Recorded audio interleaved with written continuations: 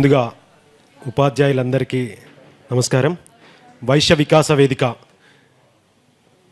స్థాపించి 7 సంవత్సరాలు అవుతుందండి. 7 సంవత్సరాలలో కూడా మేము విద్య, వైద్యం, అలానే లాస్ట్కి రాజకీయం కూడా ఈ మధ్య ఎంచుకున్నాము. విద్యతో పాటు వైద్యం కూడా చేపిస్తూనే ఉన్నాం, అన్నీ చేస్తున్నాము.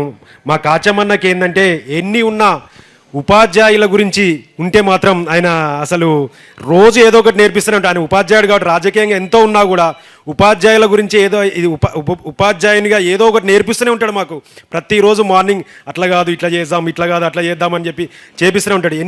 ఎన్ని మీటింగులు పెట్టినా మీ ఉపాధ్యాయులకి సన్మాన కార్యక్రమం పెట్టినప్పుడు మాత్రం ఆయనకు చాలా హ్యాపీగా సంతోషంగా ఉంటాడు అనమాట. అట్లనే కాచమన్న ఏ ప్రోగ్రాం పెట్టినా కూడా అన్న ప్రోగ్రాం పెడతాడు, ఏదో విధంగా చేసి మమ్మల్ని ఒక పైసా అడుగుతలేడు, వేరే ఏది అడుగుతలేడు. ఆ ప్రోగ్రామ్కి మనం అందరం ఒకటి మీరు ఎందుకంటే మీరు చెప్తే ఒక 100 మంది వస్తారు. మీరు తక్కువ 50 నుంచి 100 మంది ఈజీగా వస్తారు. అరే ఇలా పలానా కాచం సత్యనారాయణ మన వైశ్యుల గురించి ఏదో ప్రోగ్రాం పెడుతున్నాడు, వెళ్దాం అక్కడికి.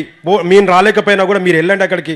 ఎల్బీ నగర్లోనో లేకపోతే దిల్సుఖ్ నగర్లోనో మన హైదరాబాద్లో పెడుతున్నాడు, అక్కడికి వెళ్దాం అని చెప్పేసానంటే కంపల్సరీ మీరు ఉపాధ్యాయులు చెప్తే మాత్రం కంపల్సరీ వెళ్తారు. అట్లాంటి ఏ ప్రోగ్రాం పెట్టినా కూడా అన్నని ఒక రాజకీయంగా చూద్దాం, మనం ఒక ఎమ్మెల్యేగా చూద్దాం. తర్వాత అట్లనే ఏ ప్రోగ్రాం చేసినా కూడా అన్నకి ఫుల్ చేదోడు వాదోడుగా మనం అందరం ఉందాం. నా తరపున ఒకటే సలహా ఏంటంటే ఏ ప్రోగ్రాం పెట్టినా కంపల్సరీ మీకు మెసేజ్ వస్తుంది, వాట్సాప్ ఫ్లయర్స్ వస్తాయి. మీరు దయచేసి ఆ ప్రోగ్రామ్కి వచ్చేటట్టుగా చూడండి. Thank you.